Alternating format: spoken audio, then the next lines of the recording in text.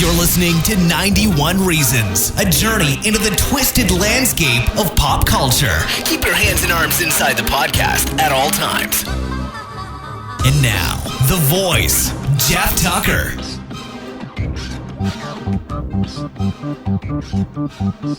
Happy, happy Halloween, Halloween, Halloween. Happy, happy Halloween, Silver Shamrock. Happy, happy Halloween, Halloween, Halloween. Happy, happy Halloween, Silver Shamrock. It's almost time, kids. The clock is ticking. Be in front of your TV sets for the Horror-thon. And remember the big giveaway at 9. Don't miss it. And don't forget to wear your masks. The clock is ticking. It's almost time.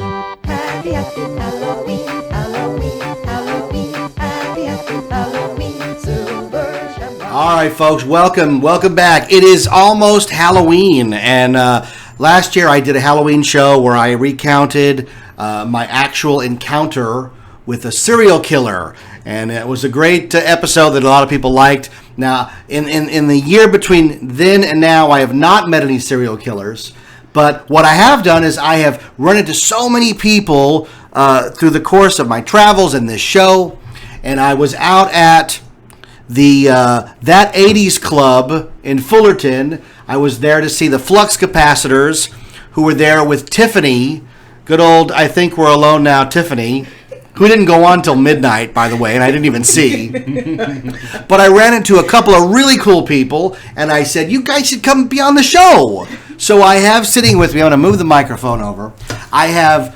NERDTASTIC Girl and Mario, who I met at, Mario's even wearing his Flux Capacitor shirt. That's right. Right? Got to represent Free them. advertisement. Yeah, got to represent them, man. They pretty much got us where we're at right now. Well, that's they great. helped us. So I said, let's do a show. So we've been emailing and Facebooking back and forth. What are we going to talk about? And I said, it's Halloween. Let's talk about Halloween, like monster movies. And this shows, I primarily focus on the 80s culture. Yeah. So when I told people I was going to do this, they're like, oh, yeah, Dracula, Frankenstein. I said, I can't. Listen, everybody can do those classics. I am not an authority on those classics. I'm not going to wade into the pool.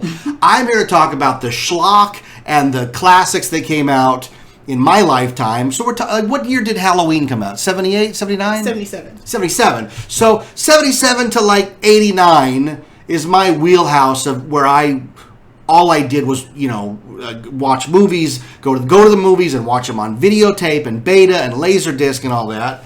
And you guys, you were like, yes, let's talk about, because you just did a giant article. Now, you're NERDTASTIC Girl, and you have a blog, right? Yes, I do. How do we find that blog? You can find it at nerdtasticgirl.blogspot.com. And it's really, really cool. It focuses a lot on interviews with celebrities. It gives you more of a story about each celebrity, whatever movie they were in, so you can know some information. Like, for instance, I just recently interviewed Danielle Harris. She's the Scream Queen. She played Jamie Lloyd in Halloween 4 and 5, and also in Rob Zombie's Halloween. Now, she's the one that can be credited with. She's in the film that brought Michael Myers back. So to speak. She was because the one. The studio, after the box office flop of Halloween 3, which I actually consider a very good movie for what it is. I really enjoyed it. He actually met Tom Atkins, right? Did you really? Yeah, he got a That's right. picture and an autograph with him. Oh, that's great. At Son of Monsters. Tom Atkins from Halloween 3 and Escape from New York. Yeah. Yeah, and he just recently got a Lifetime Achievement Award or something. Oh, that's great. Yeah. Yeah, he's very, very nice, very friendly, very talkative. He would talk your ear off. He would want to know your name before you leave. Yeah, That's how awesome he is. I love when celebrities are like that. When They want to know your name and go, oh, Mario.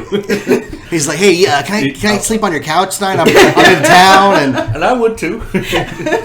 So you interviewed Danielle Harris, yes. And you were telling me before we started the show that it's not enough to just do the article where it's like, NERDTASTIC Girl, how is making the movie? Danielle Harris, fun. Nerdtastic girl. Well, that's boring. Yeah, that is So boring. you were telling me what your process was. Why don't you share that? My process is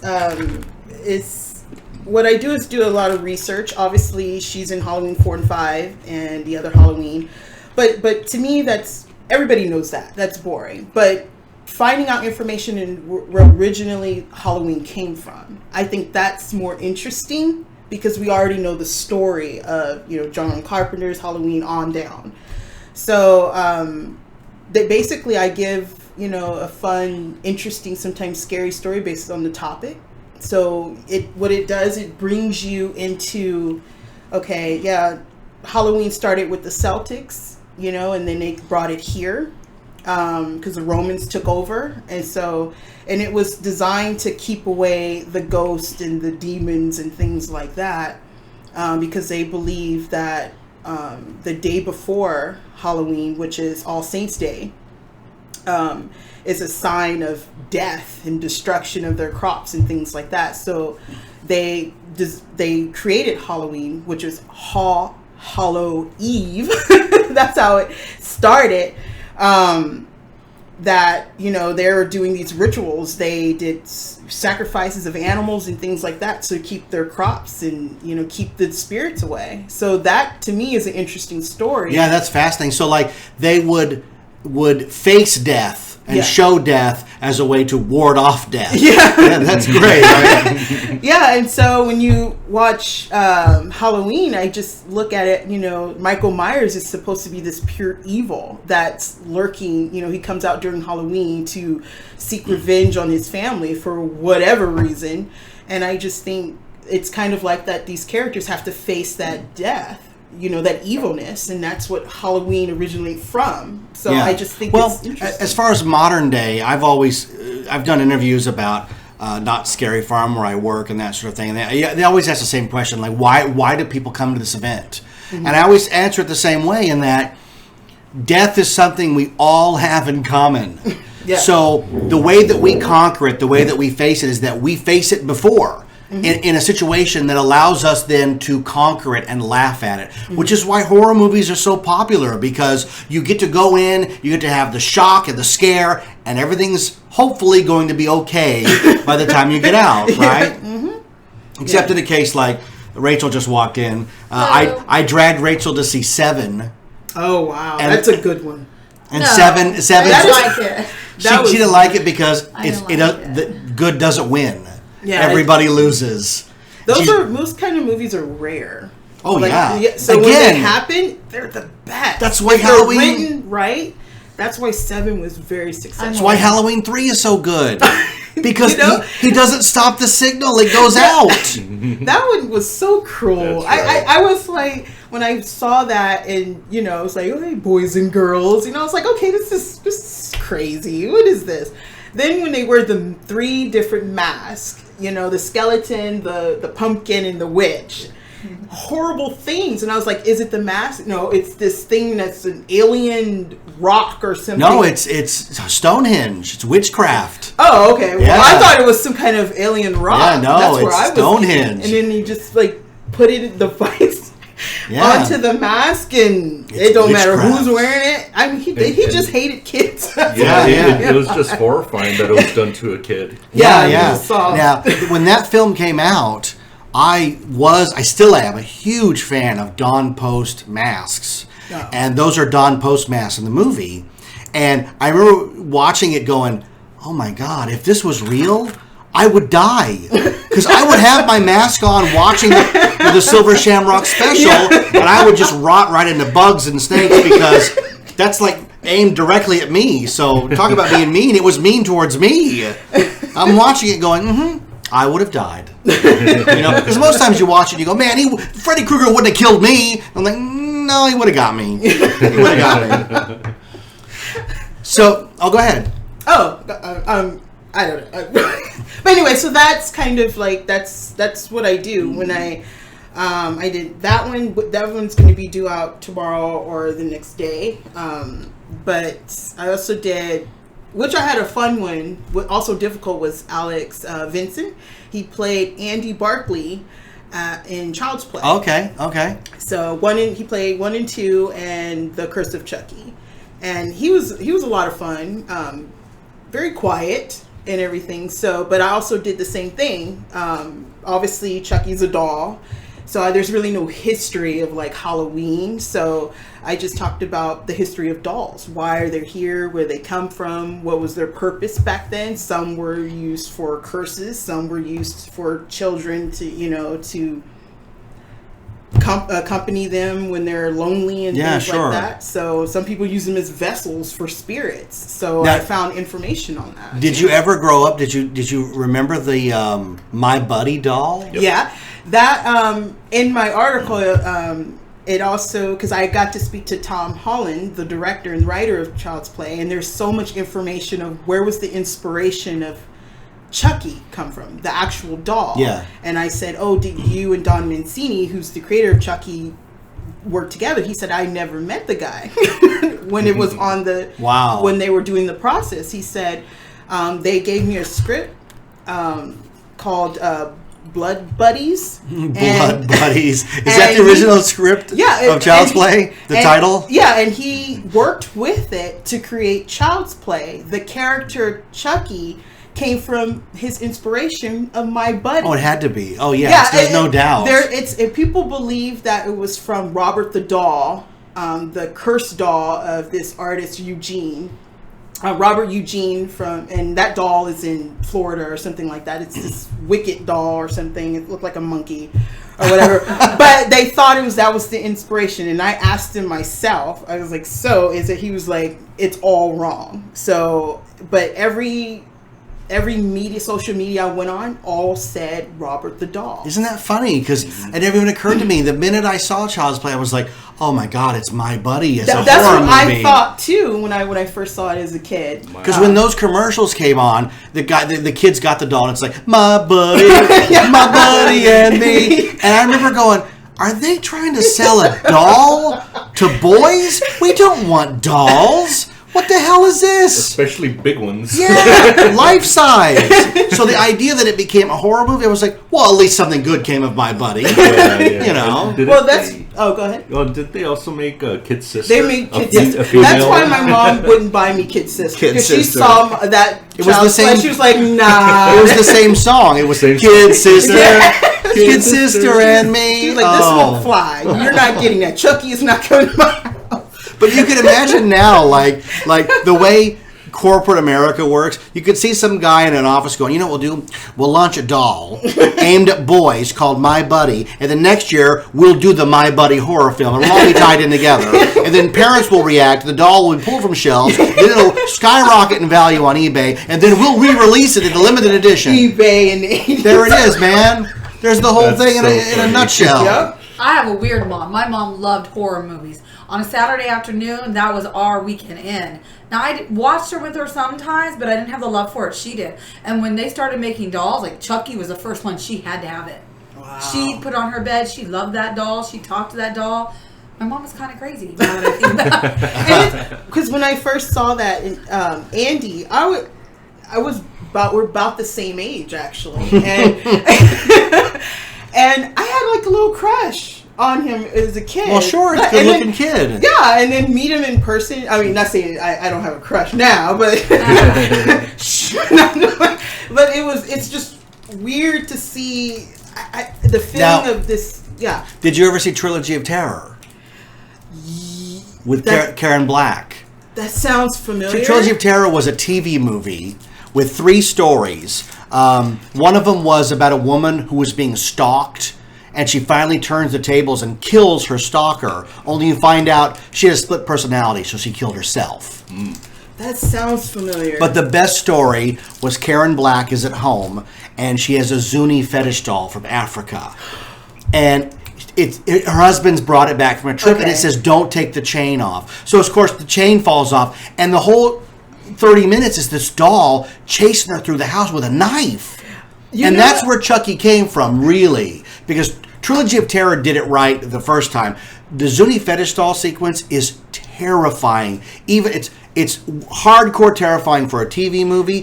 Still holds up today. That sounds familiar now. It's really scary. But you said that you believe that that's where Chucky came from. Yeah, no, there's no doubt. Well, I asked the director. He's not going to admit to that. Well, why not? Why would he make up a story like that? Well, no, I'm sure it came from the My Buddy doll. There's no doubt. Because, I mean, Chucky looks like My Buddy. He said that the idea of Chucky came from My Buddy. And then he said the Charles Lee Ray was all made up, that he made on his own. So he combined the serial with killer Donovan part. C, Yeah. And then which created... Where Brad Dourif's like, I'm going to put my soul into this doll, you know? You're like, good for you, Brad. I mean, he's got a 30-year career out of playing Chucky again and again and again. God bless him, you know? He loves it. Yeah, and Brad you can Dourif's tell great. He loves it. I mean, it's just so awesome. I mean, even for Seed of Chucky, that's awesome. But that's kind of how I do my my articles, my interviews. You know, I have the questions I have. You know, it can go from 5 to 15 based on how extensive I want to write about that person. Then I create a story from, you know. Yeah, I think that's great. I think that's real encompassing, and it's interesting, and it's not just... Because, I mean, so many internet things today it's clickbait. So it's like, the 5 reasons you should watch Chucky today. And it's like, reason number 5. And then, like, to get to reason number 4, click here. Oh, another page. Yeah, they're just trying to meet their quotas. Yeah, that's all. so I'd rather have an article with meat that tells you, like, some interesting things. I mean, as for me, I'm a movie guy, and I devour any information about movies or pop culture or all that. And it's weird to think, like, you're talking about where Halloween started, and look at where it is. Like when I was a kid, Halloween was one night. You geared up for it the whole month to get your costume and the right bucket, and then it morphed into a pillowcase, right? And you went out, and you were standing at the door like, is it dark yet? Is it dark yet? Is it dark yet?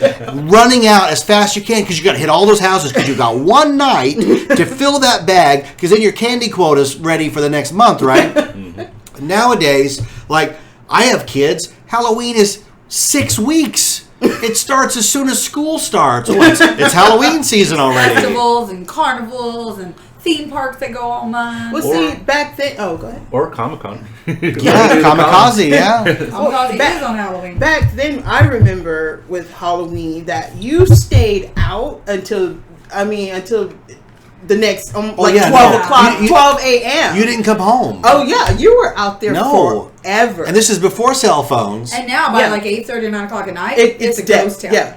I think that's really sad. Yeah, the light, I mean, it was, There's no the light. sidewalks were Such packed a short window with kids to get out there and I still got a 3/4 full of candy in my bowl. Exactly. To hand out, you mean? Yeah, to hand out, yeah. It's so different. I did up 100 bags this month for this night. I'm hoping we get some people at our door when we get home. That's sad. You have This to is a hope new to get neighborhood. people. Well, this is a new neighborhood, and our old neighborhood was great, but I don't know what it's going to be like. Well, you have to ask yourself, has the trade-off been worth it? We have traded the trick-or-treat tradition for, a one-night tradition. We've traded it for 6 weeks of theme parks and locked room escape places and conventions and movies and this and that. So is it worth it? Let me ask you that. Is it worth it, the trade-off that we've had to make? The commercialization of Halloween, It starts in as big as Christmas. August now, probably. It's as big as Christmas. We'll start talking about it, decorating. I guess planning. it depends on the generation. Like for mine, You get both. Yeah, I guess so. Yeah, but the kids today, these kids today, they don't get it. They will never know how Halloween. I mean, you have those plastic crazy masks you can barely see or breathe. you see all the kids have them up because you can. Yeah. But then the stupid cords break so quick that then you're just holding it on. Or rip, they just rip like tissue paper. I mean, gosh. I always point to E.T. because E.T. has the scene that looks the most like Halloween did back in the day. Yeah. Because when they take E.T. out trick-or-treating, the streets are just filled with children. Door to door, house to house, candy. Really as close to a movie like as I've ever had. You know, another thing about Halloween, people used to make their houses into haunted houses. The Yeah. garage, Yeah. the shack in the back, and it would really, really be scary. Now, it's just not like that. You know, you go into someone's house, who is that? Well, I can remember. Creeper. I can remember going because I used to make all my costumes, and I would get to the front door, trick or treat, and they'd go, "Oh my God, look at this kid! Yeah. He's dressed as an X-wing fighter pilot. Come in the house, kid, and show your costume off." And Yeah. I'd step in the house and look around, look at me. Oh my gosh, you do that now, and you're like, "Oh my God, are you okay? yeah. Were you molested? Did he touch you? I was only in there 10 seconds." And they used to give real candy bars and Yeah. food. You would walk out of there with candy. Well, hey, I should mention we have a lot of candy here in front of us. Look at this crap. Look They used to give you whole baby Ruth. I'm holding up a Baby Ruth the size of a penny. And they used to get fun size used to be half a bar. And now it's like this is like These are just pop them in like Tic Tacs. yeah, it looks like a chocolate Tic Tac. Exactly. Garbage. I instead of eating this tiny bit of Baby Ruth, I would eat a sixlet before I would. And sixlet is the poor man's M&M. Right? Sixlet. You ever have a sixlet? You gotta open up the end and put the plastic in your mouth, and then you pull the plastic out. Yes, exactly. Like a cartoon That's how you fish. eat them. You pull the bones out. Why does everybody eat them that way? Oh my gosh. I don't know. I still do I that. do that too. I tell you You're why. gonna open the packet. It makes them be long. Yes. Though. Like, hold on. I'll tell you why you do that. Because sixlet sucks.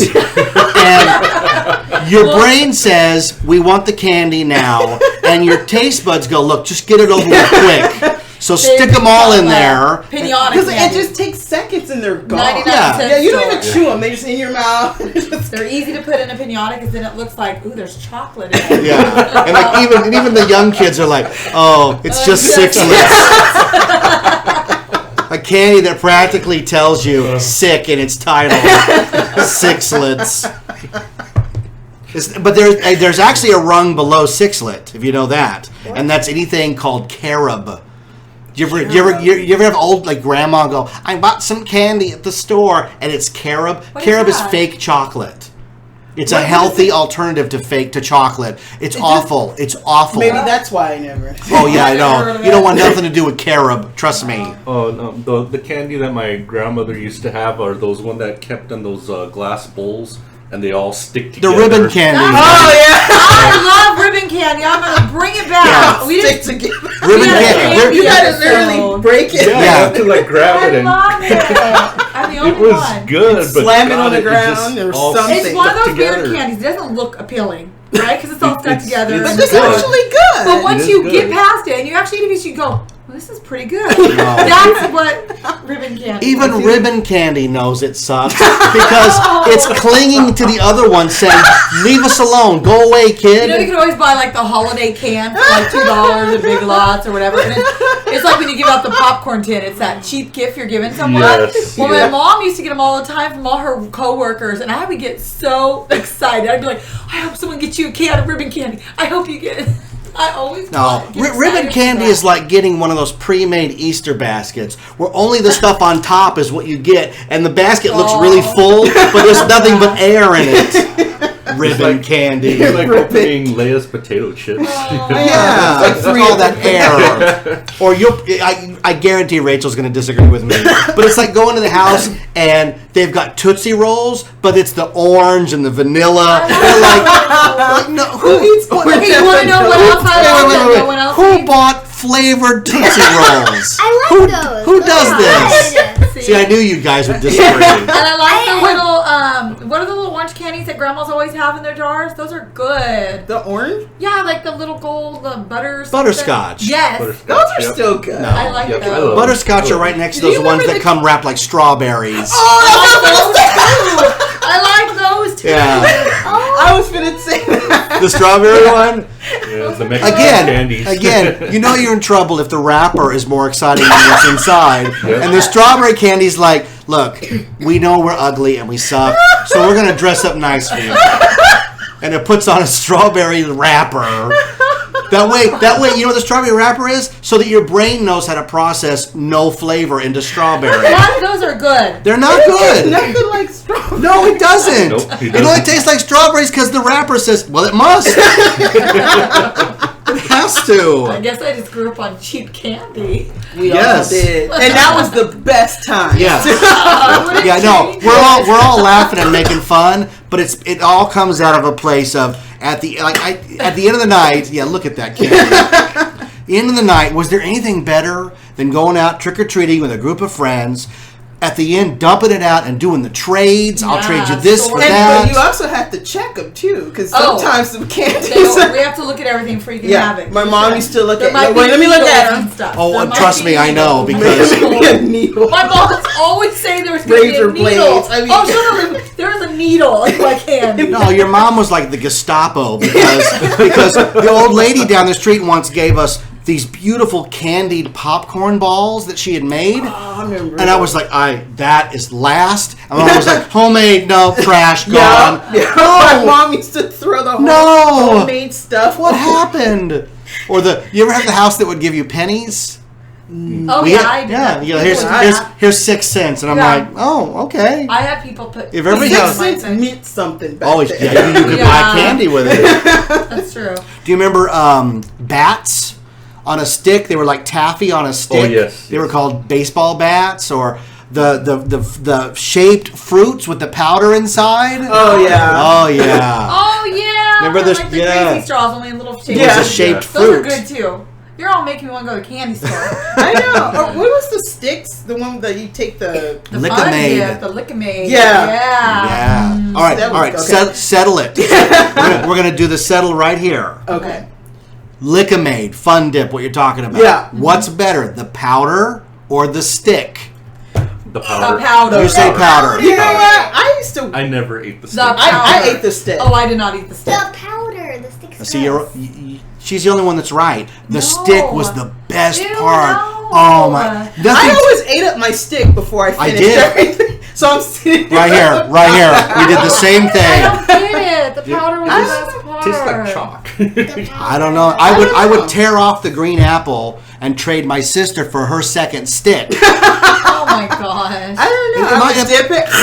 It might have also helped that you could use it as like a cigarette when you were playing, like a big Remember flat. the gum cigarette? Oh yeah, with the one puff.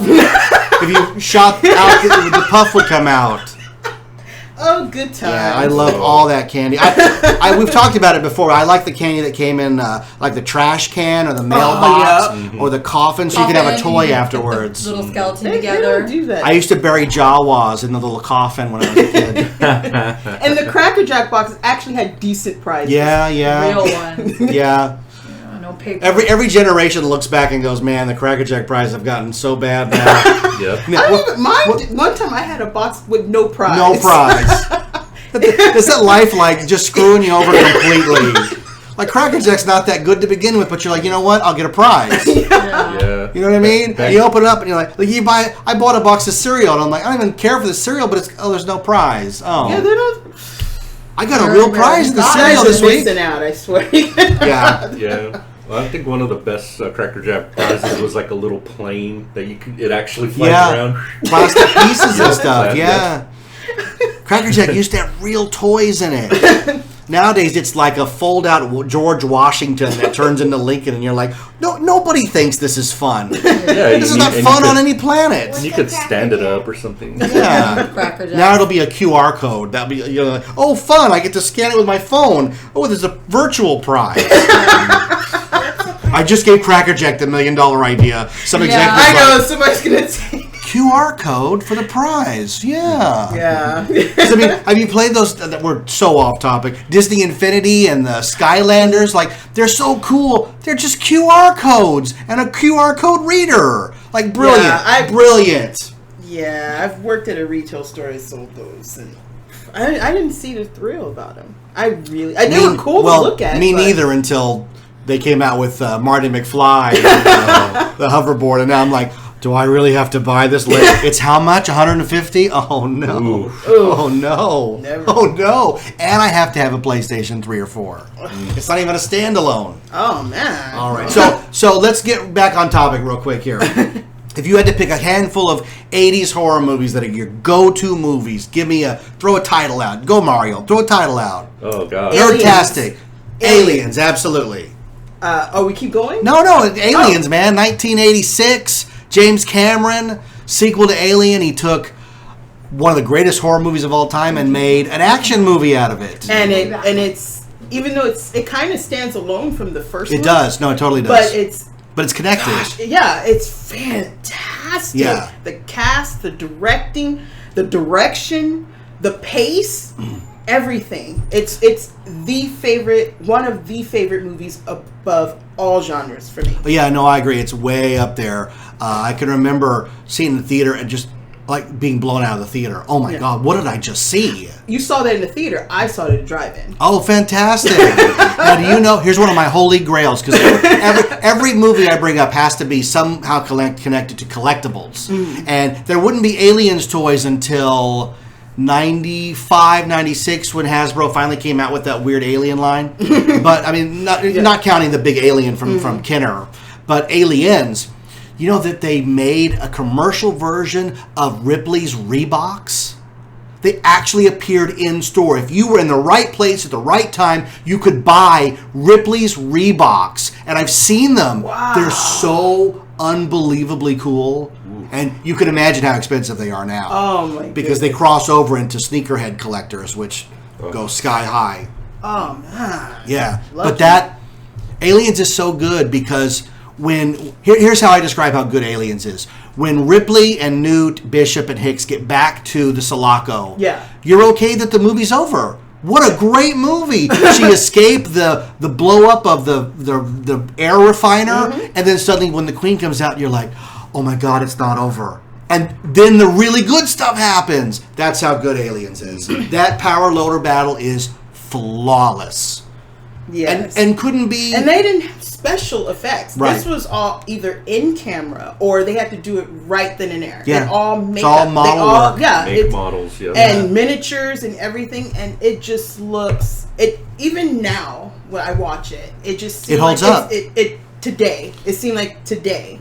Like it's 2015. Yeah. It doesn't seem like 1986. Look at what Cameron did. The same things in Avatar. The power suit the guy's in with the big knife. You're like, oh, he's just aping his own movie. I mean, they did that in Aliens, and they did it right. I actually got this. The Museum of Science and Industry had a exhibit about 88, 89, and they had the power loader and the Queen on display. And I remember just like, that looks like it could work. Look at that thing. Oh yeah, fantastic. The real one, yeah. Well, it was the real one. Yeah. And it actually did work. If you see like the behind the footage, Yeah, it does all the stuff. Yeah, and the scene where he's actually picking, it does work. His stuff works. Yeah. A lot of his stuff works. I think that's why Aliens holds up, is because they didn't try to dazzle you with special effects. And it's weird, like watching it now with a critical eye and really watching it. Are you shocked at how few aliens there are in the movie? Yeah. Like, he just used editing. He only had, 4 suits, I think? But through editing, it looks like they are surrounded with the beeps and the bloops and the radar and the shots of them coming over. Oh, Aliens is fantastic. But I think it wasn't really about the aliens. I think it was about trusting your fellow man and surviving the situation the best way you can for a rescue. Yeah. I think it focused more on that because you didn't really see the aliens. No. Then you found out that someone is in the group. Burke is worse than the aliens. Yeah, he really was. It was all about numbers and money. Numbers and money, right. The real villain in Aliens is the Wayland Corporation. Yeah, it wasn't the aliens. They just happened to be there. That's what they do. Yeah. Yeah. But Burke brought them there. It was all a setup to get some aliens, even if he had to sacrifice his fellow man. Yeah, and I think it was one of the first movies that really benefited from releasing the special edition. Because in the special edition, you find out that Ripley's daughter has grown old. Yeah, I have that special It's fantastic, yeah, right? And it makes her rescue of Newt so much more meaningful because she's saving the daughter she never got the chance to do. Yeah. And I think that's why, as good as Alien 3 is on its own, killing Newt and Hicks in the first 5 minutes and negating what they did at Aliens really just pissed everybody off. Because Aliens is so good.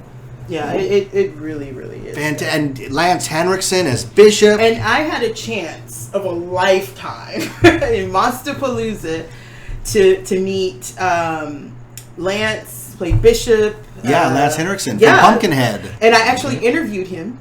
And that would be another interview I'm going to do. Oh, good. He's a great actor. And took pictures. He's so nice. And he Yeah. remembered me from last time because we ran out of time.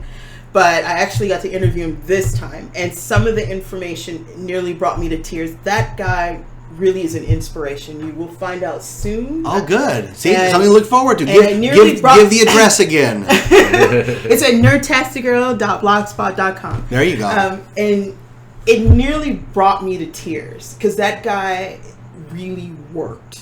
And I mean worked. And when you find out what he went through and what he did and had to overcome and achieve, every time you watch him on film, you're guaranteed your eyes will water up because no matter what age or things you go through, you can make it. In whatever you wanna Well, do. look at the show that we're doing right now.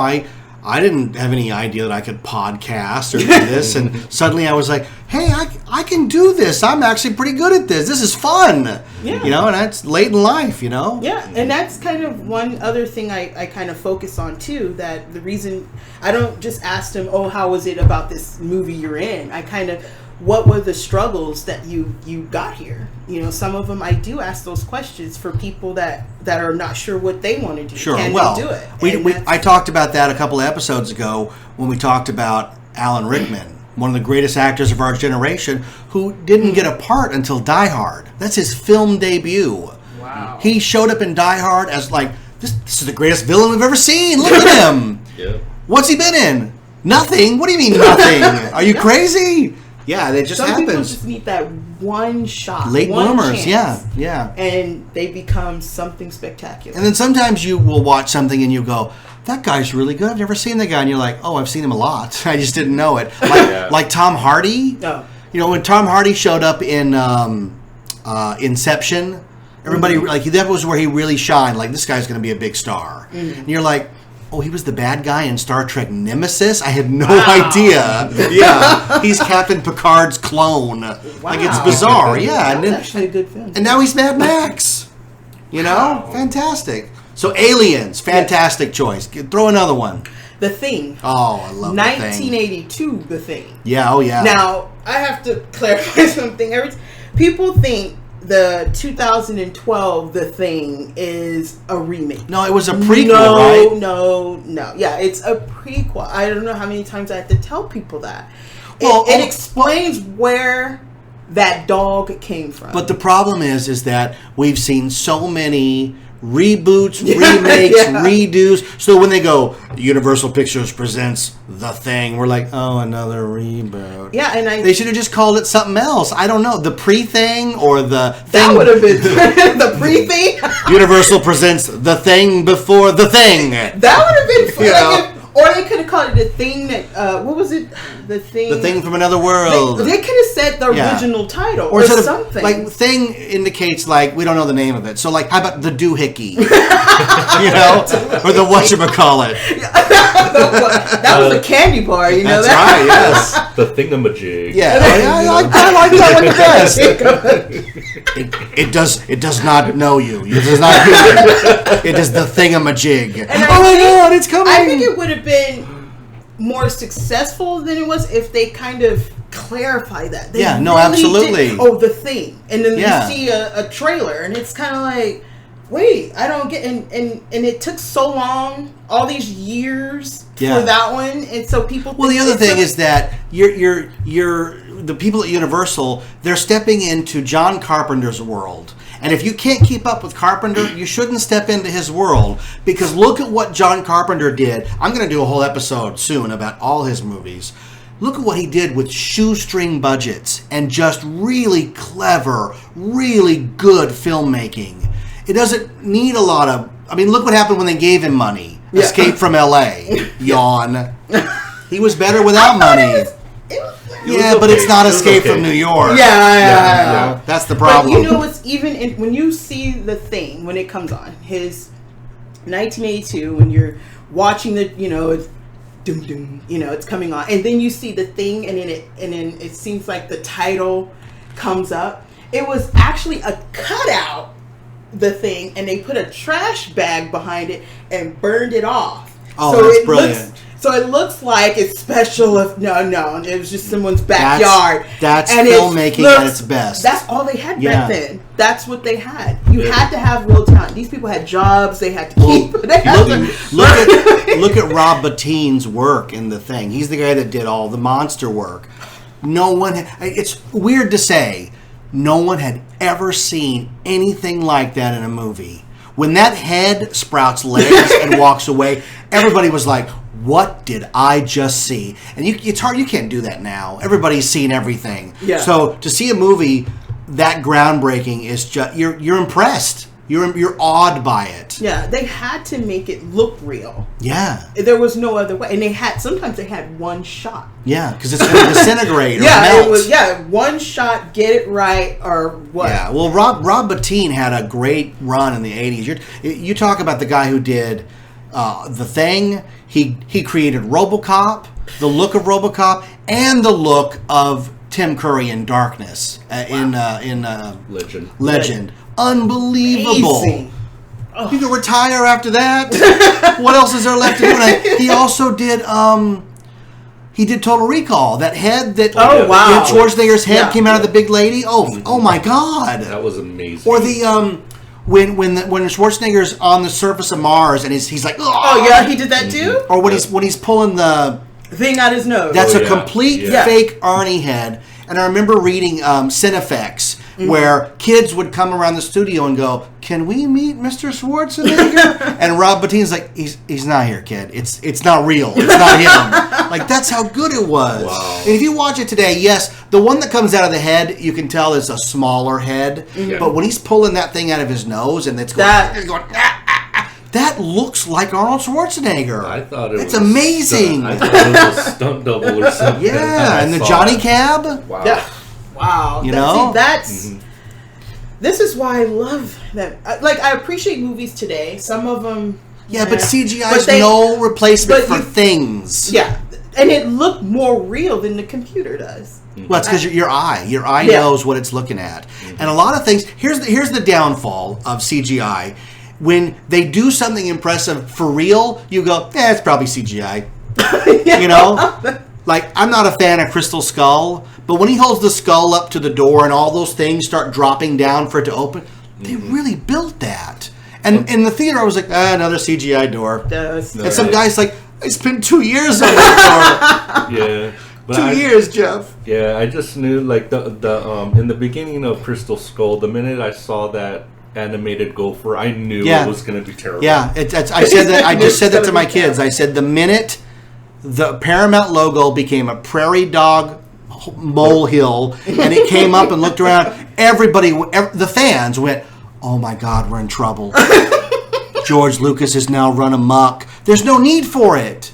Why is that in there? Oh, you don't get me started. I could do 9 hours. We're supposed to do a huge Indiana Jones retrospective, and I got to save all my anger for that." Oh gosh. Actually, I wanted to. Oh, go ahead if you want. No, go ahead. Sorry. Speaking of horror movies back then, I think this particular creator is pretty awesome and crazy at the same time. Now, Charles Band, he did From Beyond. Oh yeah. Dolls, Puppet Master. The Full Moon. Yeah, Full Moon. Yeah.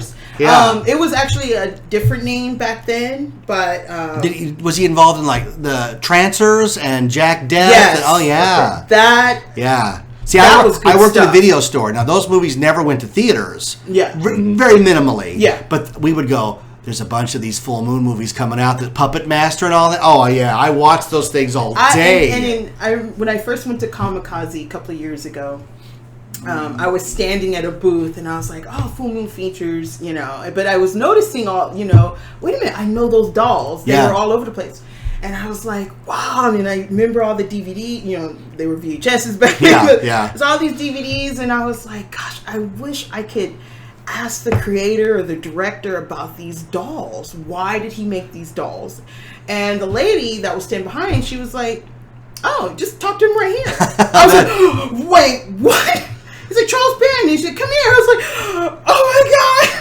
And that's why I tell people to go to conventions, because of moments like that. That's a priceless moment. That the lady's like, well, he's right over here. Yeah, and I asked him, I said, what was the story behind these particular dolls that you made for this? He said he just wanted to make something really scary and different.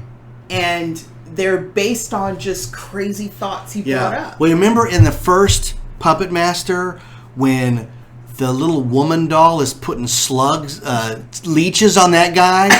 Oh, God, it's so scary. And it's like, the camera gets in just close enough, you could see it come out of her. And she's making like, I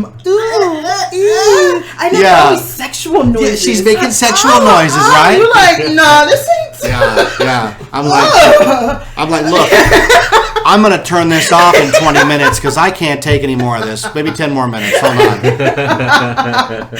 But gosh, and then the guy, the doll, I can't remember any of the doll names, but the hands, those are real people hands. Oh, that doll. The one with the little pinhead? Yeah. A pinhead. That's what it was. Is that what his name is? Something like that. Yeah. And, he's like, those are real hands. Those wasn't fake. There was someone like Swedish Chef. Yeah.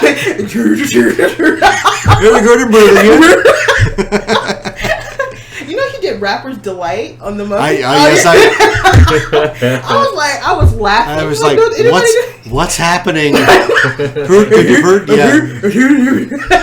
Anyway, but yeah, that's all he said, and I remember watching that as a kid. It scared me to death. Yeah, Puppet Master was a scary movie. Scared well, me anything to with death. toys really gets you, like Child's Play, or to me the granddaddy of them all, the one that scared the bejesus out of me was Poltergeist. That never scared me. You see, I saw it in a theater, and it had the Steven Spielberg name, and I was like, I want to go see that. And by the end, I was like, what have I done? Well, my toys are going to kill me. He just executive produced it. He didn't actually. He executive produced it, and it was produced by Steven Spielberg. Now, but the legend. Now, if you've seen the movie, it's very Spielberg. It's the same neighborhood as E.T., the same kind of house. The legend says that Tobe Hooper, the director of Poltergeist, was so high on cocaine that Spielberg was like, look, we got to finish this movie, so I'm taking over. And that's why it looks the way. Now, I don't know that for a fact, but that's the legend. Well, maybe he was really seeing those ghosts. Could be. Well, the Poltergeist movies were cursed. Somebody died on each movie.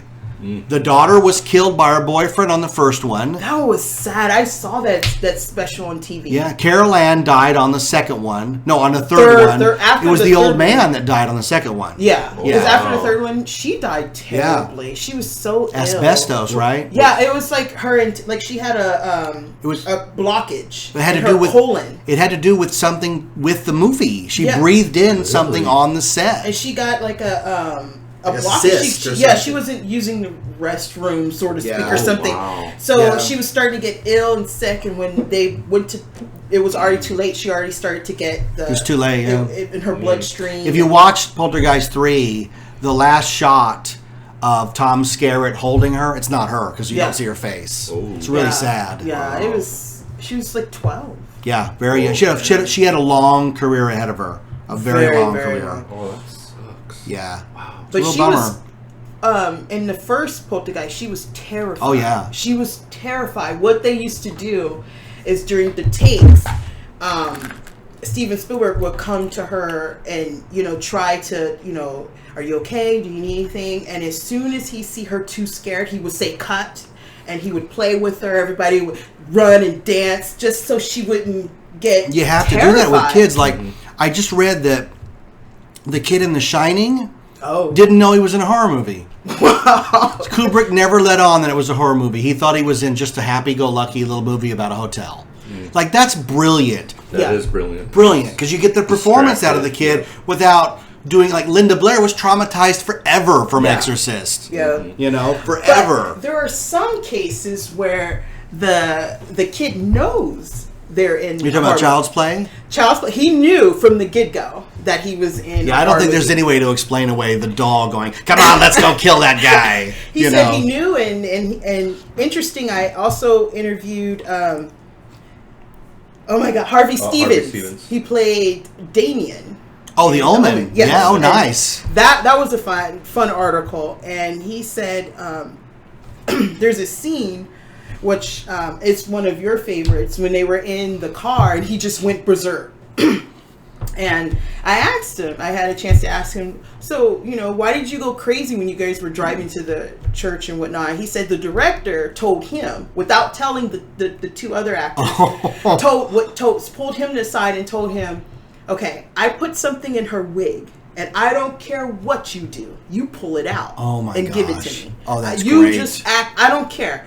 I don't care. Just get it. So when they got in the car and it was like action for that scene, that's why he was going crazy. Not because it was like, okay, action. And she didn't know this whole time. Her job was to hold him. His job was to get. That's how you get the performance. And throughout that, he actually pulled out some of her hair. Oh, jeez. So, and he got the part because the director, Richard Donner. picked him up and said, I want you to kick and scream and holler. I don't care. So when he picked him up, he just went nuts and kicked him in the nuts and just like pulled his hair. Hey, some kids and get when it, he pulled him down, he said he got it. Have you ever seen the demo reel of Henry Thomas and E.T.? It's on the special edition where it's Spielberg talking to him, and they just go, okay, we're going to roll now, and we're going to take E.T. away from you. Wow. And he goes, we're going to take him away. And he goes, you can't take, and the kid starts crying. And you're like, oh my God, no wonder he got the part. That kid's amazing. Oh my God. Same with Haley Joel Osment and Forrest Gump. Like that, that audition tape is priceless. It's on YouTube. You can check it out. Oh, wow. Yeah. So what else you got? What other horror movies are in you? You got notes. I love it. Of course. Also, I want to say he's kind of like an unknown. I'm not sure his name is Larry Cohen. He wrote, and directed It's Alive. Okay, yeah. Cult classic about the kid in the stroller, the monster, yeah. And It's Alive too. It's Alive, and one of his known famous ones, The Stuff. Oh, yes. That was Empire Pictures. The Stuff. And I interviewed him too. So that one's going to be coming out soon. Yeah, I remember The Stuff was about this organic stuff that creeps up that's like candy, sweet, whipped cream, and everyone's like addicted to it. But the poster was, what you don't know is it's eating you. Oh my God. Yeah. But it was actually because he said it was an alien. It was an alien substance that just consumes your body. It eats you alive from inside out and creates a shell. Like it just sucks you dry, basically. And then I asked him, I said, what was the idea of that? And the idea of It's Alive. And he told me why he did It's Alive and what was it about, which I'm not going to say right now. But you have to read about it. It'll be on your blog. Yeah, and in The Stuff, I laughed so hard when he was telling me why he did it. And it kind of makes sense, with this, media and everything now. And it still makes sense. It makes sense then and it still makes sense now. There was a whole run of really fun horror movies like that in the 80s that a lot of them made it to theaters, and the ones that didn't were still good, but like, you're talking about The Stuff and the original Troll with Sonny Bono. Wow, yeah. And House 2, the second story. And the remake of The Blob. Did you ever see that with Shawnee Smith? I actually liked that. People were like, "Oh no!" I thought it was better. That Blob remake's fantastic. Yeah, see, there's a few remakes that one benefited from better special effects, more emphasis on story, and Kevin Dillon's in it from Entourage. Wow. He's the boyfriend that's like, we got to get out of town. Have you seen that one? Yeah. You remember how it ends? With the evil one-eyed preacher. And then the one... He's got a little piece in the jar, and you're like, oh, it's going to be part 3. It's going to be another part 2. They never made a sequel. No. And I did ask Larry Cohen about The Stuff. Like, would he have made a number 2? And he said... He's like, well, after lunch, maybe. He said he would have made a number 2. And he would do it today. if he could get the rights of it. Oh, But he doesn't have the I wonder who rights. bought all that Empire He stuff. said he would have because to- Empire went out of business. So he said he wouldn't really tell me, but he said he would have to go through bells and whistles and everything else just to do a Empire cartoon. was one of those companies that would put out the title of the movie and even a poster before they even had a movie. Like they had one called I want to say it was called Laser Blast, but Laser Blast actually got made. But there was a movie that was supposed to come out probably 85, 86. Do you remember Jason Lively? He played Rusty in European Vacation. Okay. He's wearing a backpack with a laser gun, and it's like this boy found a spacecraft with a laser gun, and now he's running through town. I'm like, oh, cool. And then there's no movie. I don't think they ever made the movie, No. even though I wanted to see it. And you know what? I bet it probably somebody will go, no, Jeff, I've seen that movie, and they'll send it to Hindle's already typing for it. Jason Lively laser gun movie. Another guy that I met, he comes up, with some crazy movies. Lloyd Kaufman. Oh, Lloyd Kaufman from Trauma. Yeah. Uncle my God. Lloyd. The first time he saw He's crazy. I love it. Poultry Guys. Yes, Poltergeist. It is so bad it's good. Yeah, that's Toxic. that's Lloyd's specialty. Yeah, That- Toxic Avenger was Yeah. pretty good Yeah, And Sergeant Kabuki Man. I never laughed so hard and was so disgusted, and it was just, I don't even know how to explain Well, it. like- It was so good, but it was just, it's so gory. I got Toxic Avenger when it came out on at the video store because we'd heard about it. Like, this movie's messed up. And it's this little nerdy guy who gets dumped in sludge, and he comes out, and the Toxic Avenger's like all mutated, wearing a tutu and carrying a mop, and he has a hot girlfriend. It was like, what the hell is this? too. A blonde. Yeah, hot blonde, right? And we've met Lloyd at a bunch of cons. He's the nicest guy, and his mantra is anybody can make a movie. You don't need permission. You don't need this. You just make the movie. And in this, like 20 years ago or 30 years ago, that was pretty difficult. Nowadays, you can make a movie with the equipment's on your phone to make a movie. So it's really become practical for that kind of advice, you know. And if you've seen his booth, he's got 100 movies like made for 10 cents a piece. It's fantastic. It's funny. He gave us Trauma Uncle Lloyd buttons at WonderCon the first year we went, and I was like, "Oh, cool, thanks." And he goes, "You're not going to put that in your pocket, are you?" I said, "What do you mean?" He goes, "You're going to put that? Give that here." And he put it on. He goes, "If you got to give me a button, you got to wear it." And I'm like, "This guy knows how to market." Yeah. And that's Lloyd. And you know, I always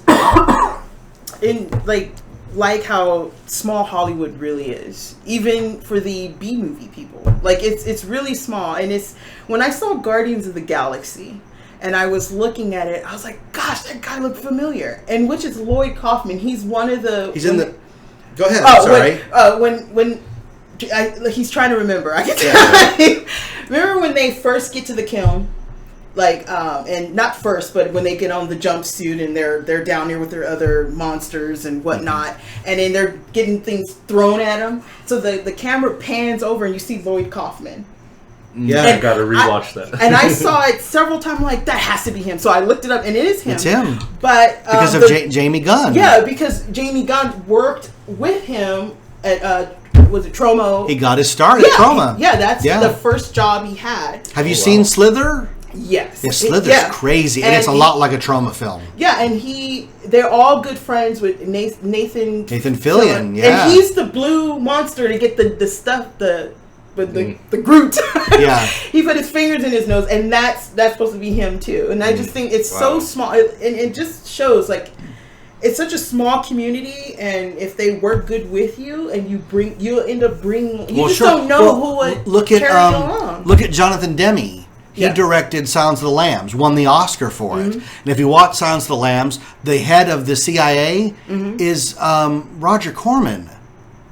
He has a cameo because Roger Corman gave Jonathan Demme his first break. Wow. So it's not. Oh, I love that.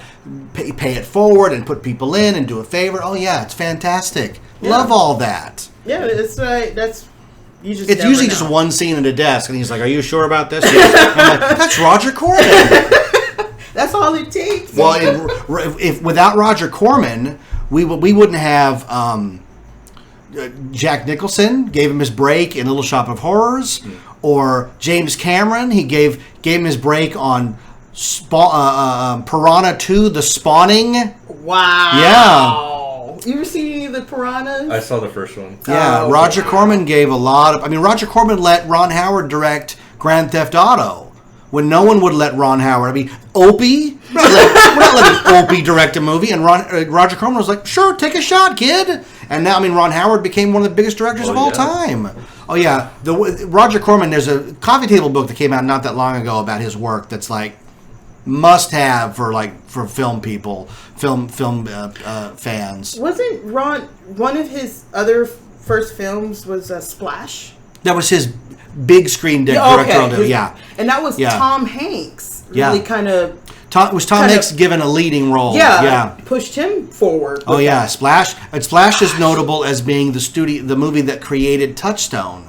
Oh. Wow. Before Splash, no Touchstone because you could see her butt. Isn't that a Disney association? Yeah, well, Yeah. Splash was a Disney film. Yeah, and until you can see her butt Yeah, when she and they walks were- out of the water. yeah. And they were like, "This is not happening." Yeah, they wanted to make it, but they was like, we need something else, and that's when they created that. So they were able to have films that had, a little bit A little more- racier, yeah. Because And it's Disney had to be so G, And they didn't have special effects; they had to breathe.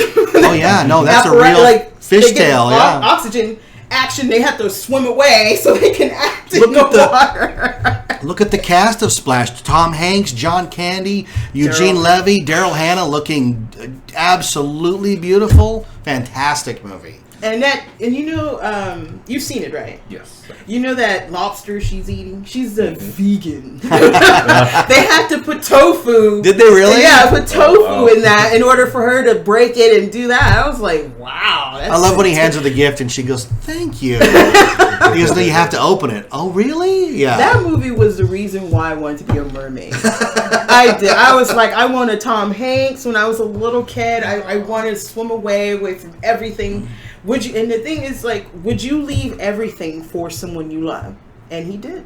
He left everything. Even And his then own Ariel had to brother. repay the favor in The Little Mermaid by going on land.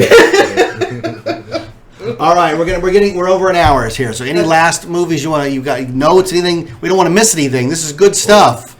Mario's got one. Go ahead. Okay, you go. Yeah, go ahead. I got to meet this man over at Monsterpalooza as well. What was it? Son of Monsterpalooza? Yeah. Yes, George Romero. Oh, George Romero, the granddaddy of The horror granddaddy. movies. Sure. Yes, Granddaddy. and I told one of the first movies I saw from him and Stephen King was Creepshow. Oh yeah, Because Creepshow's the fact, great. Yeah, because the fact that when I first saw the cover, it had that comic book nature to it. That skeleton in the ticket booth. Yes, Oh with the yeah. little boy reading the comic and all that. And I thought, and I'm a comic book reader, and when I saw that, I thought it was gonna be made like into a strip or something, or like animated. Yeah. Well, the second one had a little bit more of that. It did have that, and I thought it was gonna have more of that, and it just turned out better than I expected. I mean, those are. What's the best Creepshow segment? What's your favorite? Oh gosh, geez, a little hard to tell. The first but- one, not the second one. Yeah, the first one. The first one. Oh, the first one. You couldn't even find 10 people who remember the second one besides us. I remember. Oh yeah, mine. we're in the circle, man. Yes. People go, there was a sequel to Creepshow. Oh, yeah. Yeah, the wooden Indian came to life. Yeah, Old Chief Woodman. Old Chief Woodenhead. And they only had 3 segments in that one. Yeah, So, it was Old Chief Woodenhead, the creeping plastic bag on the lake, yeah. And the hitchhiker. and the best one. Thanks for the I ride, think lady. The Hitchhiker was the best Yeah. one for me. Well, that's because everyone who left the theater would go, "Thanks for the ride, actually, lady." I heard there's actually 4 segments because during the whole thing, this kid is trying to get away Yeah. from these bullies. The wraparound is the Yeah. story, and it's So- Tom Savini at the end, right, as the storyteller Yeah. guy in the van. Boy, Yeah. that's a minutia. Yeah. So the first one, what's the best one of the first one? The first one, I would have to say The one with Leslie Nielsen on it. The one where The beach. The beach. Yeah, that one's scary. That one creeped You me out. ever seen that? Where he finds out his wife's having an affair with Ted Danson. Yep. So he buries them up in the sand so the tide can drown them. Oh, it's Yeah. terrifying. That Up is to the neck. terrible. And watches it yeah, too. Yeah. And one of the things that really amazed me about that is like when something creepy happens, they have this very vibrant light that comes out. Yeah, like yeah. If something horrifying is going on. Get ready. Yes, it's like and the sound and all that. It's just amazing. I would- How about you? I would have to say the landlord, the roaches. Yes, yeah, I like the The roach. roaches. Mr. That Cat. right there, I was just It's like, scary. Yeah. That is. Ugh. Yeah. For the second one, yeah, like I said, it had to have been the hitchhiker. It's And yeah. thanks for the ride, like because it just The other ones are kinda couldn't silly. Get away. But that hitchhiker one's scary. Yeah, that one- She hits the hitchhiker on the road and doesn't stop for him, and then just keeps seeing him on the road. It's really scary. And he keeps running him over and Yeah. smashing Thanks against for the the ride, tree. no matter what and- happened. And at the end, you think she's got away. The door opened. Thanks for the ride. Like, and he comes from Yeah. underneath. His head is half gone. and- The effects for the raft was crazy too. When that girl got sucked into that blob or whatever, and she's going up saying it hurts. I was like, Yeah, "Ooh." or when she puts her head down, and then when she lifts it up, it's Oh, all yeah. melted. You're like, oh yeah, hard to watch. yeah, And the guy almost escaped. He's like, I beat you, and that wave Yeah. just comes crashing down. I was like, You're like, you keep running. I know everybody. When I saw it, people were screaming, "Keep running! Don't stop!" he's trying to be all cocky. I know. I would have kept running. I would have left the car. I think I would have just kept going. And then at the end, it pans over to a sign that says "No swimming." Yeah. Oh, dude, That's great. It's genius. I It's can't believe you very- remember it so well. That's fantastic. It is genius. It's like I said, it's one of my favorite horror movies of all time, and I really needed to meet George. Such a sweet man. Yeah. Such Yeah. a really He has nice. those I big actually glasses, got to ask right? him Like Martin when- Scorsese. I actually got to ask him a question for my I did a little article on him, and I actually got to ask him one question, and how did he get started? Like, how did you know you wanted to do this? And he said, I didn't want to do this. This was not my idea. He had a script, and it was a coming of age, and him and his friend wrote it, and they went to mini studios. No one even gave them the time of day. So finally, him and his friend was like, you know what? Let's just write a horror movie. And he said, this is where I am now. And look what happened. Isn't that that great? wasn't his first thing. That's what we tell people all the time on this show is you're going to fail. Failure is part of it. Yeah. It's what you take from the failure that defines who you are. Success is easy. Failure is what you have to deal with again and again and again to get to that easy, quote unquote, easy success, right? Yeah. Yep, and You learn know? and learn from those failures as well. Yeah. Anything else you got that we want to say before we wrap up here? Actually, I wanted to give a shout out. Of course. To obviously, I'm a Ghostbusters fan. Sure. And Ghostbuster, and whatnot. But I wanted to give a shout out for these 6 groups that I chose to feature them on my website, which are the Northeast Ohio Ghostbusters and the Young El Paso, Texas Ghostbusters. They all, and I really want to give a personal shout out to them because they always get bullied because they're kids and people pick on them because they're Ghostbusters, which I think that's kind of In this day and age, that interesting. seems crazy. Yeah, these kids, some of them just don't want to do it. Some do. Some are scared because they just keep constantly picked on. And that group, it's regular. The adult ones is the El Paso, and they created that to help them boost confidence for them.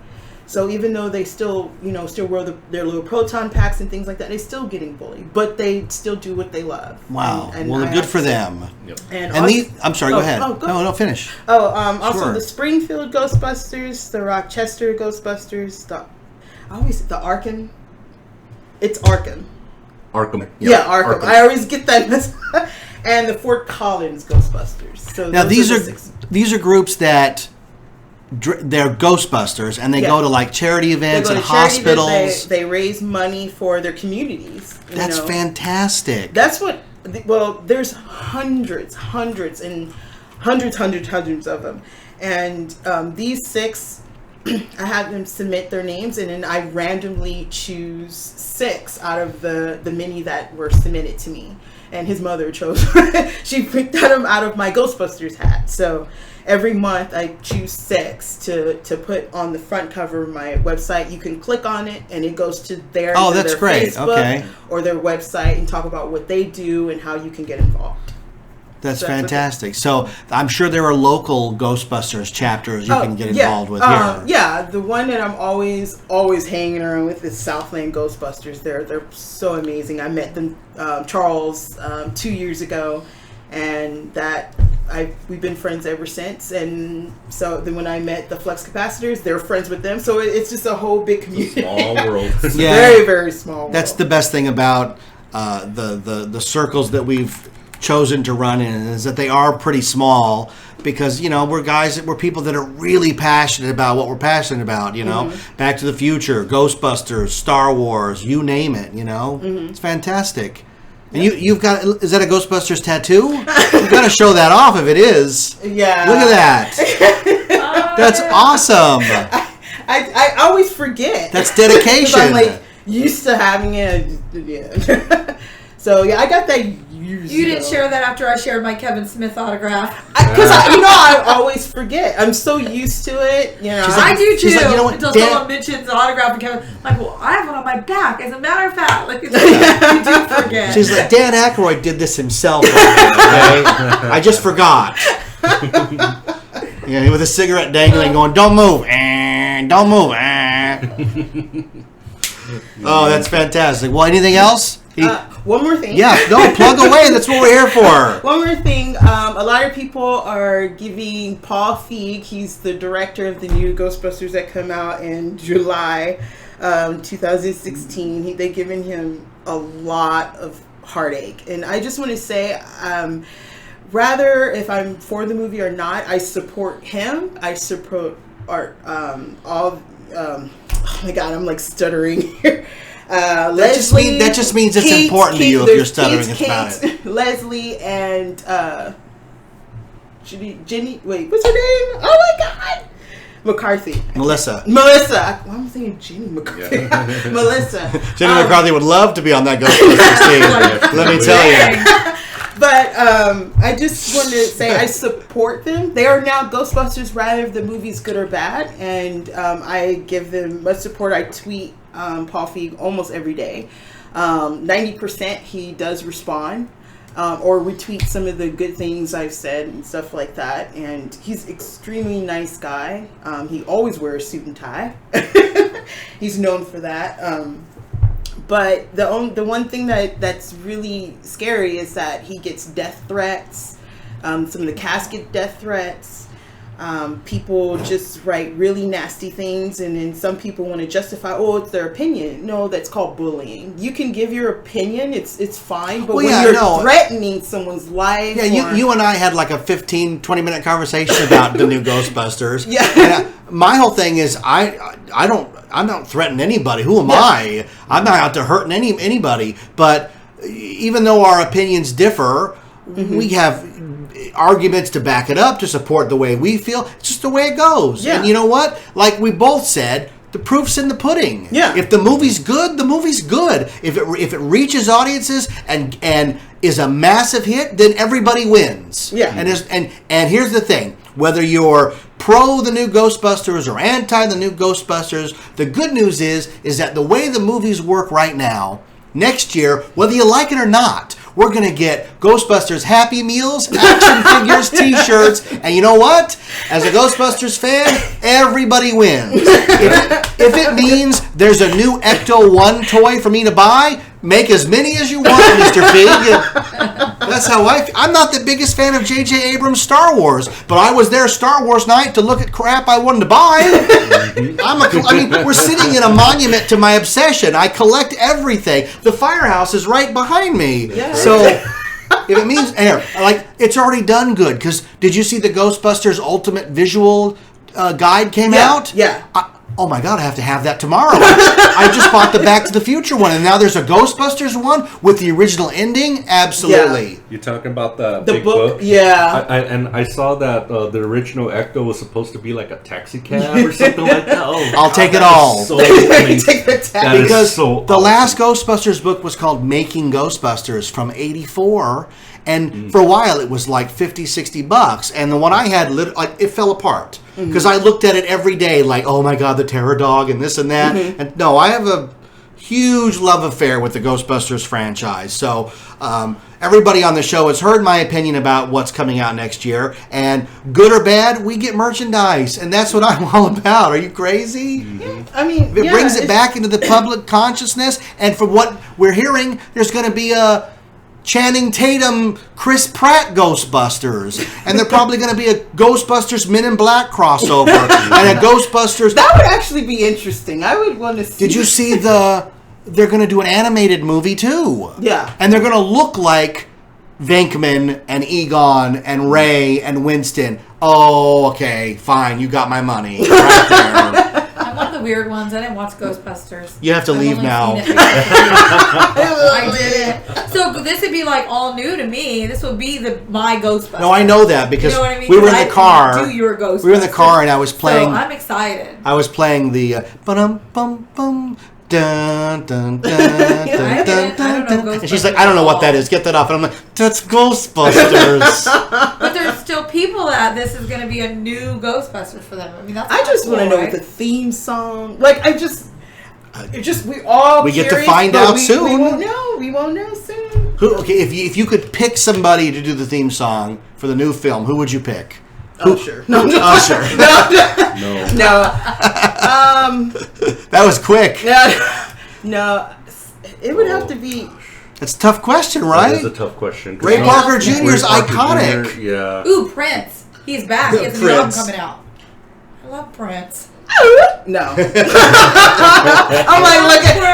Prince. You know, he could How probably can do you the just music. leave me He could probably do the sliming? music, but he can't sing. Like he can't sing on it because he has. It's a different tone. If Yeah, you start I know. making love in the theater, Yeah. lights dimming, Dig, if you will, I the know.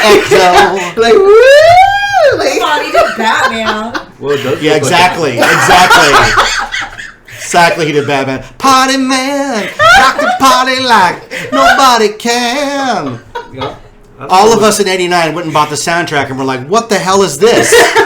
This is 12 Prince songs. Where's the Danny Elfman? Oh, it's a second album? And it comes out in July? Well, take this back. Oh, I'm kidding. How many times have I played Bat Dance? Come on. oh my goodness. gosh, Fantastic. Yeah. Who would I pick? Let's see, if I could pick somebody to do the Ghostbusters theme song. How about Weird Al? How about if they went like somebody really strange? Like, because you know, Weird Al does parodies, but he also does just like with- legitimate I can see music. Weird Al. Yeah. You know? I can see him. He turns around with an outfit on. Yeah. And you can see him strapping up, Click, getting click, ready. click, yeah. I can see. Yeah, I can see Weird Al. Weird Al. Saving I was the like, day, yes, I need- saving the day. I love Ghostbusters, I'm man. surprised he did do a parody on Ghostbusters. Yeah, man. That would be. He was afraid to get sued by Huey Lewis. Yeah. Well, unless he asked permission, like he do most of the Yeah, time. well, right? he learned that lesson too with Gangster's Paradise. That was- but They're it- like, you can make it. No, you can't. You did? Oh, I'm going to sue you. But they should have. It was so good. Sure, it was. He Amish always Paradise does a is his good- biggest hit, if you can believe Yeah. that. Oh, yeah. Yeah, He does massive a hit. great Love it. job Great in what video. he does. Yeah. If he does a parody, that means you made it. That means Well, you're somebody. Our family song is the Phantom Menace. What's the original song? Yeah, American American Pie. Fantastic. So, all right. Anything else you want to plug? You got the Ghostbusters. Plug your blog again. Where are you going to be? How can people find you? They could. Are you on they tour could- with the Flux Capacitors? I wish. Maybe one day. No. They can find me and my articles and other things I have on there. I always write about when I go to these events, Long Beach Comic Con, Monsterpalooza, Son of Monsterpalooza, WonderCon, Kamikaze. They all have their own tab, and every time I go, I write about it and put pictures up and things like that. So it's always the year after, so you can see the current year and what happened last year. They can go to nerdtasticgirl.blogspot.com. I also have a Facebook, Nerdtastic Girl, Twitter, and Instagram. I do a lot of Instagramming and Twittering. But Nerdtastic Girl, I'm the only one. You type it up, I'm the first thing that pops up. That's good. You picked a good name for the first one. Yep, original. You type in 91 reasons, you get like 91 reasons you shouldn't do this. You're like, oh, there's a lot of 91 reasons out there. Yep. I'm the podcast one, not the list. Yeah, and you're in the next page. Yeah. What about you, Mario? Where can people find you? They want to shake you down. Oh, well, he is actually... shake you down. They're like, look, I heard you on that podcast, man. I have some questions about it. Mario's kind of like... He's like my rock. You know, he's the one that when I first started this, he said, don't disappoint me by quitting. Oh, that's that good. was the first thing that came up. Good for you. And every time I sit there and just like, oh, this is hard, I just remember over and over and over and over, because I don't want him to give me like a mean look or anything. Well, that's good. That will urge you to keep going. He invests his time and he likes to see me happy. And on a good side, he participates in stuff like this as well, and he learns so much too. And he's just so awesome. How long have you guys been together? 2 years and a couple of months. Aww. Yeah. You have only 20 on him then. 22 years. That's a good lot. Been married 20 years to the same man. After 20 years, he ain't the same man. You should wear a shirt. That's a good shirt. That's about 10,000 calls. So the difference is when I said, hey, honey, I'm starting a podcast, she's like, I don't want to hear your stories anymore. I said, Maybe I've heard somebody them else will. all. I can't hear you talk. And now you're on the show all the time. now. That's because I know our fans now. Well, they say behind every good man is a woman rolling her eyes. Yeah, absolutely. People say that my witty sarcasm and yelling at you and coming in the room at odd periods of your podcasting well, is fun for them. Here's what happened so I'm only is trying to entertain the fans. the show went from. Movie reviews. People want to hear what you have to say. Oh, God, I don't know if I can do it. So now she'll go, what do you mean? Wait, you did an episode while I was at the mall? What was it about? Wait, no, you're not allowed to do episodes unless I know. I'm like, what? I said, no. I'm talking about the Warner Brothers episode. I'm like, no, I asked 3 times for you to sit down with me and do the Warner Brothers tour episode, and you don't have time, so I had to do it. Well, you're not allowed to do that anymore. I have to be on the show. And I'm like, listen here, Lucy, you gotta be on every show I do. When you do your movie episodes, Yeah. that's your thing. Yeah. Well, next week I'm doing Coal Miner's Daughter. You're not allowed to be in around for that one. I'm doing Coal Miner's Daughter, Grease, The Commitments, and Annie all in a row. Wow. No, I'm kidding. Those are all her favorite movies. I have weird choices. You don't have to put it out there. Wow. Which one? Which of those are you like? I enjoy Grease. See, Yeah, we have to everyone enjoy knows it. on Grease. Part Not 2. Just the original. Yeah, I watched it, but It's rough. It's one of those. You don't want so a bad, cool rider? So cool. It's so bad. It's actually good. It's kind of. See, I have a soft spot. I like Michelle Pfeiffer. Yeah. So she's I in do. it. So I'm kind of Grease like. 2 was filmed in my hometown. And Frankie Valli. Yeah. I love Frankie Valli. So. Grease 2, man. You ever seen Grease 2? You ever suffered through Grease 2? No, I never saw any of them. Any of not them. even Grease. Nope. Wow. We're breaking up today. I don't think I've ever met anyone that's never seen Grease. I'm not really into musicals. The only one I could tolerate is Across the Universe, the Beatles. The Beatles one, yeah. Yeah, that one. That doesn't There's count. so many It doesn't count as a musicals. musical. Well, then that means you've never seen Little Shop of Horrors. I seen that, but I That's wasn't a like. musical. Oh, Little Shop Yeah. of Horrors is fantastic. My Yeah. favorite of all is Singing in the Rain. Oh, that's a classic. Yeah. Oh my Classic. God. You gotta get him on board here. Well,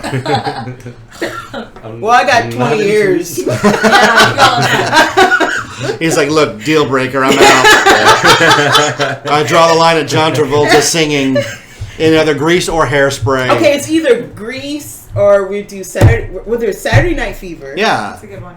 Or Staying Alive. I actually No, like Staying no. Alive. I actually like If you want Staying to Alive. keep him, don't make him watch Staying Alive. There's too much almost male Wait, nudity you in saw that. Staying Alive. Yeah, When I he did, was but I dead. couldn't. Oh, now you want to say it. You didn't say it then. Who wrote Staying Alive? Oh, GG. Stallone. Oh, Stallone. Stallone, really? That's right. It's staying alive. Wait, Stallone also did Oscar, which I like. Yeah, I liked Oscar. Oh, Oscar was Yeah. I fun. like that movie. I had a cat. that Tim named after Curry. that. Tim Curry's fantastic Oh in my it. god. Marissa Tomei. Yeah. Yes. You ever seen Tim Oscar? Curry not doing You it. gotta, it's really That's a quirky, Hollywood. fun, mafia, off the wall, Yeah. fun. That's a Hollywood Oh, Pictures. yeah. Remember Hollywood Pictures Yeah. for a while? Wow, really? They had a bunch of in a row. Yeah. Their logo was the Sphinx. Remember Yeah. Hollywood Pictures? And the rumor in Hollywood was, if it's a knows that. Sphinx, it stinks. Because they had a whole bunch in a row that all bombed. All their Hollywood. Remember Arachnophobia? I like that one. Oh no, Arachnophobia is not a bad movie. Oh, okay. The problem is nobody wants to go to in a darkened theater to watch a movie about spiders. Sure. So the title's off-putting, Write that down. and the poster was a little town with the moon and a big spider coming down, and there's a scene in the theater where it's on a woman showering, and oh no. So when it came out on home video or on DVD, the little town moon, no spider.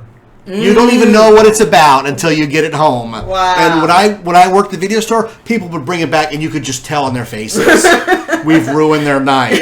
And they'd go, "You didn't tell me this was about That spiders." wasn't CG. Those were real Oh yeah, spiders. no. They used that real that spiders. freaked people out. Oh yeah, no. Everywhere they crawl. No. If they were crawling, they were real. That's a situation where the script is good, the movie's good, it's well done with good acting. Yes. It's simply a subject matter nobody wants to sit through. Yeah, no it actually way. gets like a 7.58 out of 10 rating. Sure, on a lot of it's things. Jeff Daniels, John Goodman. It's a good movie. So good.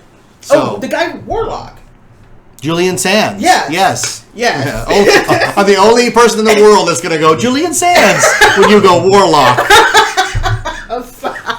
This is what's wrong with me. Hey, Warlock was good. I really like Warlock. Yeah, I just remember that Warlock was one of those, and there's always one every few summers where the trailer is attached to every movie that comes out, and it was this swirling magic.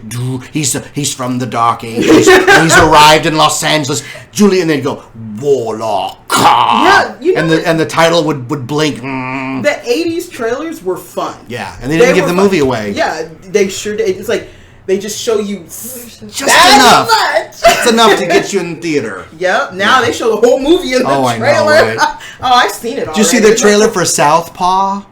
The boxing movie with Jake Gyllenhaal. Gyllenhaal, yeah. He's a boxer. He has a fight. His wife dies. He's down on his luck. Forrest Whitaker trains him. He has a shot at the title. All in the trailer. Yep. Oh, I that's saw it. the whole movie. That's it. Well, why we gotta go? Well, a lot of people thought the same way.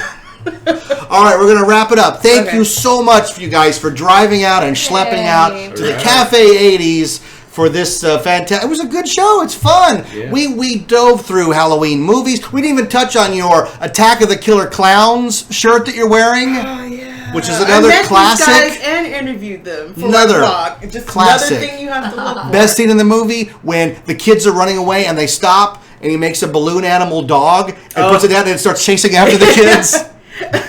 There's actually a lot of information I got about that movie, so well, we don't have much time to talk about it, but you could read about it on my blog. And where would we find your blog? NERDTASTICGirl.blogspot.com. nerdtasticgirl.blogspot.com. You should go there right now and check out all of the amazing happenings on your blog. Yes.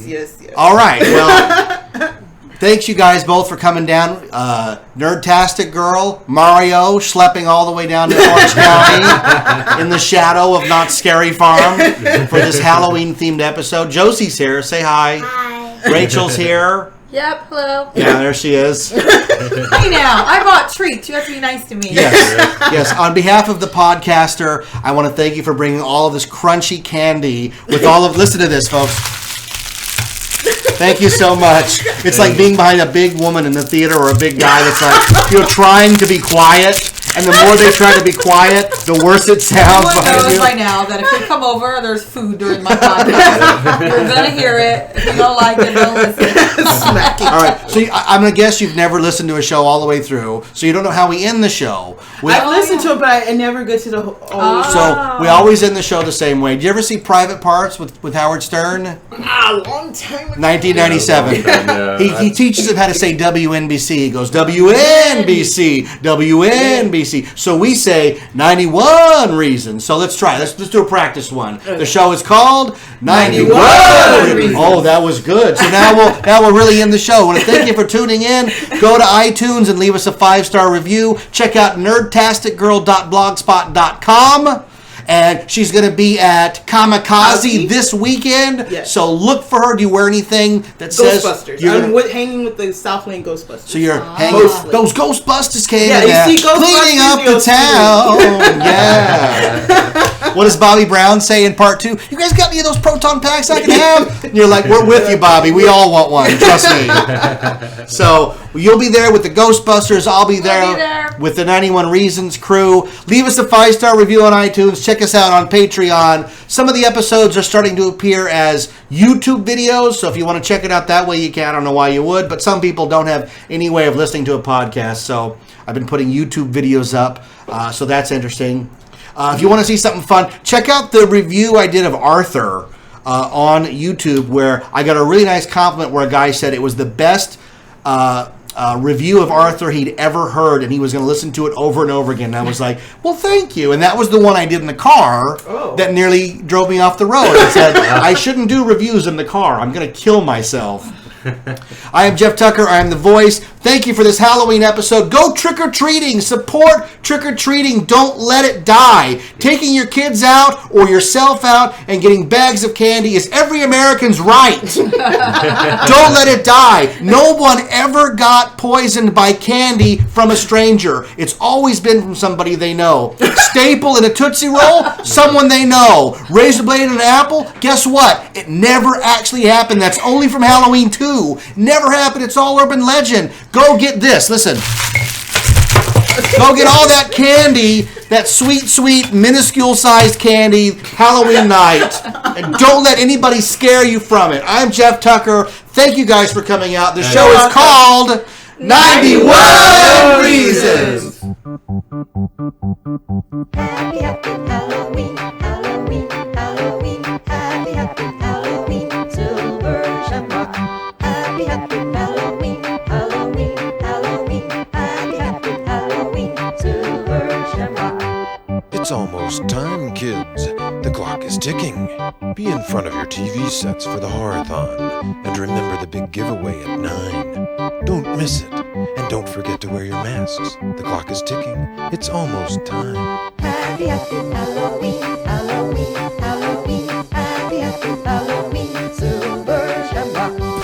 Thanks for listening to 91 Reasons. Please subscribe and leave a review on iTunes. Find us on Facebook. Is anyone even still listening?